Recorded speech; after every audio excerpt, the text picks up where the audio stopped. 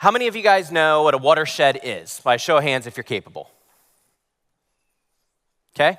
For those of you who don't, a watershed is a geographical point where water, when it hits, will either go one direction or it'll go to the other. Now, the unique thing about a watershed is once water goes to this one direction, it will never end up in the same body of water as if it had gone this way.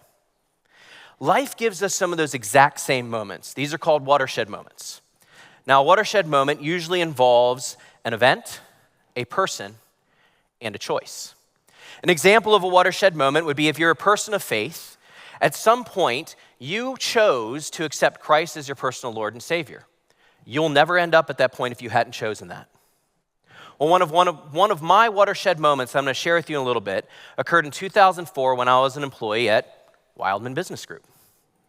Now, that particular watershed forever changed my perspective of the workplace, and it set in motion my why to change the world through business. You see, I believe with every ounce of my being that business, the marketplace, is the greatest untapped vertical for personal purpose and fulfillment. Now, I want to share a different watershed moment with you, though, because the watershed moment that occurred with me at the age of 19 set up the rest of my life. I was in 19, and we knew that there was something wrong with my dad when we would be sitting there in the living room, and we literally sit there and watch his muscles twitch as he's watching TV. We'd go for a walk, and he just couldn't keep up. He was losing energy, he was losing ability, and he was kind of scratching some of it off the old age, but we knew it wasn't quite right. So as he went to doctors and doctors, they couldn't figure out what was going on with him. He finally got an appointment at Johns Hopkins Hospital. So in January 1997, I'm sitting in the cafeteria at Grace. I'd come back from Christmas vacation, and so I was sitting there waiting for my pager to go off. Yes, a pager. Be able to go upstairs and call home. So I think even Mark, who was sitting over there, was with me at that table at the time. And my pager goes off about 5:30. I dismiss myself from the table. I leave the cafeteria, I climb the 2 flights of stairs up to Alpha Lobby, walk around the little wall, pick up that tan phone off of the back, dial my extension, the home number, and sit down on the brick pavers below. My mom answers the phone. Like, hey, Mom, what's going on with Dad? Well, let me put him on the phone so he can tell you. My dad gets on the phone. Hey, Dad, what's going on? He goes, well, son, they've diagnosed me with ALS, Lou Gehrig's disease. Okay, I'll never forget that phone call. Now, the rest of the conversation started to sound like Charlie Brown's teacher, like want. Like, I don't remember any of that because I had just heard my dad had a terminal illness. Fast forward a couple months, it's March, and I'm going home to Maryland for the first time to see him since his diagnosis. We're hanging out as a family, and my cousin Ray comes up to me, and Ray was an older cousin, so he was more of a mentor through high school and everything than like one of my same age cousins that we had fun with. And Ray comes up to me and he goes, hey, Keith, how are you doing? I'm like, well, other than my dad dying, I'm doing pretty good. And he goes, you know what? You have a choice to make. There's no wrong answer to this, but what you choose will determine everything. Are you going to choose to go through it or grow through it? Now, if I hadn't made the choice to grow through it in that moment, I can guarantee you there's no way I'm doing this today. Okay, I can guarantee you that if I hadn't chose to grow through it and enter into what I call a grow through it mindset and develop the framework over that last 20 years, there's no way I would have been in the position to experience other watershed moments in my life through the filter that I did and make the choices that I made. You see, like you all, you may be feeling a lot of unanswered questions. I felt the exact same way. And through those questions and the next 20 years, I developed that framework in a way to be able to share with others to help people move into the best versions of themselves and maximize their potential both personally and through business. But because of the short period of time with you, I'm not going to share all 5 key features of that framework. I'm going to only focus on the 5th one. The other 4, I want you to know though, when they're applied through that grow through it mindset, they do help you balance life. They help you address the highs and the lows that life brings. They help you make better decisions. They help you become a better version of yourself. This framework established one of the reasons why I love GLS so much. Like, it established the idea that investing in myself and challenging my inputs made a massive improvement on who I will be in the future. It helped me to lead a life of gratitude and resiliency. Now, while I can't go over all 4 of those with you today, I can assure you that if you check out the Growth Summit in November, you'll learn all about those. But the 5th characteristic in this framework is understanding the power of influence. Craig Groeschel says, you are a leader if you have influence. Well, guess what? We all have influence over the lives of others. Can we all agree to that? We all hear it on GLS on a regular basis, right? But when you understand this, and I'm talking like really understand it, not just hear it and be like, oh yeah. I'm talking like absorb it and tap into it, and you apply this to both your personal and professional life, what happens is you unlock this opportunity to build a community around yourself, okay? People who are going to help lift you up, carry you into the potential that you can have, as well as understanding that I have power to influence them, and I have the power through that community to impact the lives of others. So let's explore this key characteristic, understanding the power of influence. If you're able, by a show of hands, how many of you heard of some statement like, you'll be like the people that you surround yourself with? Okay? It's a pretty common thing, you know? If you surround yourself with people that are more knowledgeable, have more wealth, more professional success, and those are in your circle, you're more likely to follow suit. The other side of that is, if I have an idea of where I want to be, but I surround myself with people who aren't in line with that growth plan, they are going to hold me back. In fact, according to research by a psychologist, Dr. David McClellan of Harvard, the people you surround yourself with, who you habitually associate with, can determine as much as 95% of your success or failure in life. I mean, think about that for a second. Think about the fact that the people that you put, especially in your inner circles, or that you consume time with, have a greater impact on your entire here and now, but also your future potential than anything you can do on your own. This is applicable in all areas of life, not just how I live life, but personally, professionally, and even developmentally. Let me ask you, who's happy with who you are today, or do you want to be somebody better down the road? I believe you're not sitting in this room if you don't see yourself as a better version of yourself. So when you have people in your life that influence you, the other side of this coin is that we have the power to influence them. This is where responsibility comes into play when it has to do with the power of influence. Okay?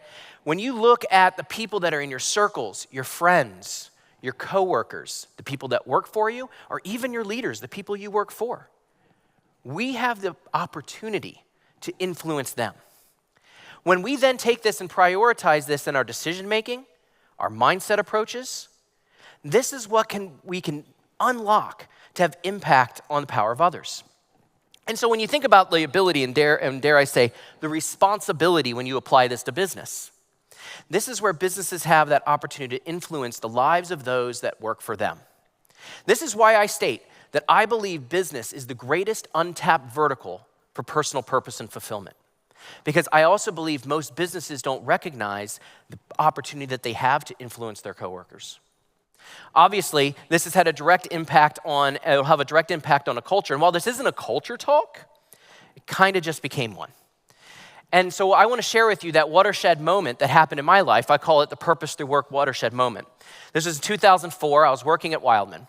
Now, I worked at Wildman Business Group from 2000 to 2012. And my time there was more than just an amazing classroom beyond college of business and sales led by the master Steve Bryant. This also was my introduction to purpose. So here it is in 2004, and some of you that are sitting here may have been there at the time.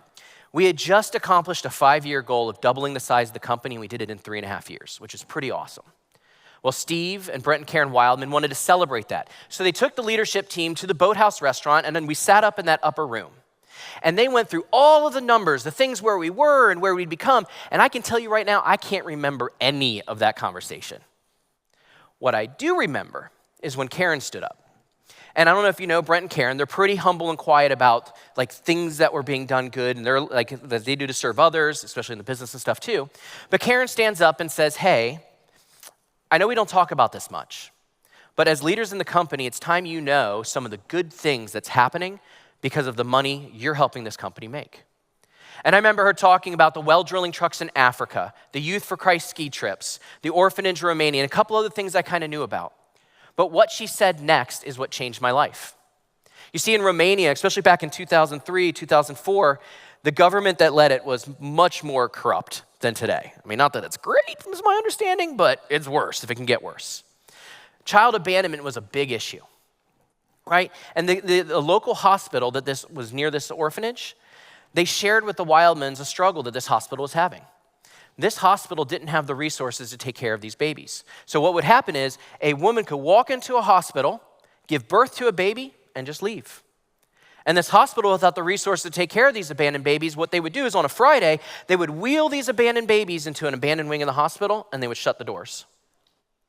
On Monday, they would open up those doors, and the babies that were still alive, they'd wheel back in and take care of them until they were old enough to go into the orphanage.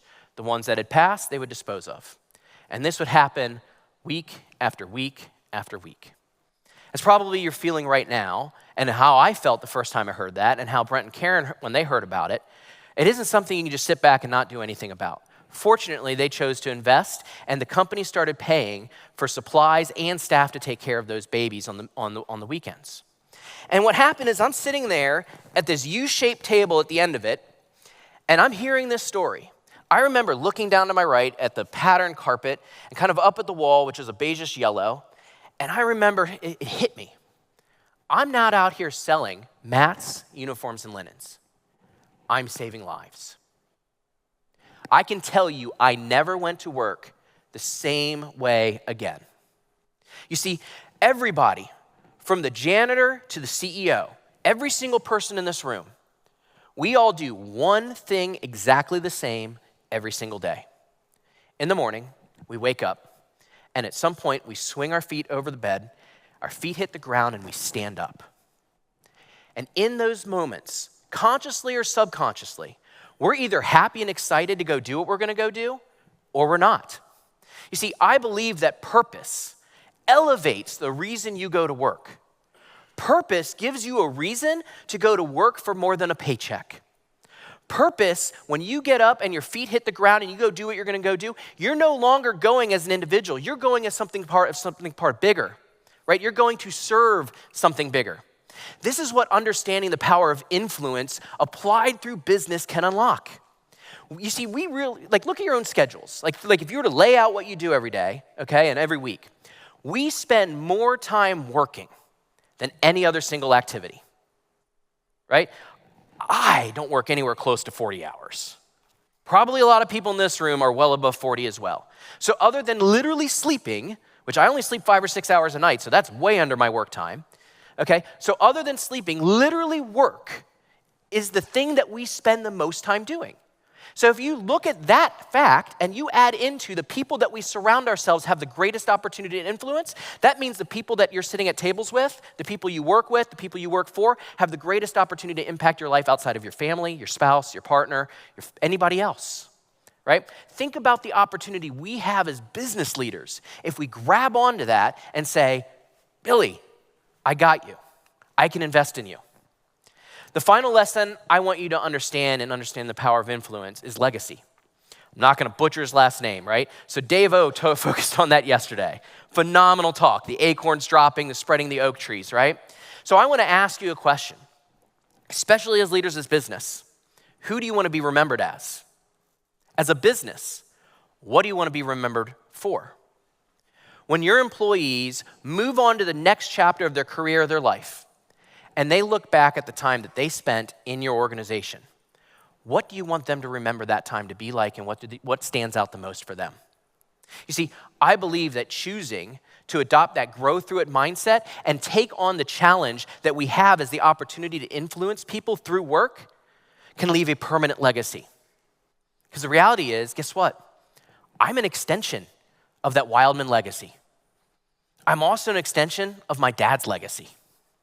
So in closing, I want you to take away 2 key points. Number 1, it does not matter how big or small your business is.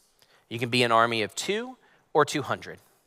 I want to challenge you to look at your business and say, can we exist for more than profit? Can we do good beyond just making a profit? And for those of you in the room that might be like, oh, we're already doing good. We got that box checked. The question then is, do every single one of my employees understand with purpose in a humble way the good that we are doing? So that way they're harnessing that purpose in the why they come to work. Okay? So, and the second is that purpose, as it's infused into your work, look how I flipped that around. Let me go back and look at this. Cool keynote feature. Maximizing your business through purpose happens. I believe as purpose takes a stronger hold in your business, you're actually starting to step into the maximum potential your business has. Like I said, everyone in this room and every single person that works for you have the opportunity to feel the exact same way I have felt ever since 2004. Not only did it change the why I went to work, guess what else? It changed the quality of the me that went to work. Could you imagine every single one of your team members coming to work every single day, a better version of themselves because of purpose influenced through business? So I want to invite you to join me.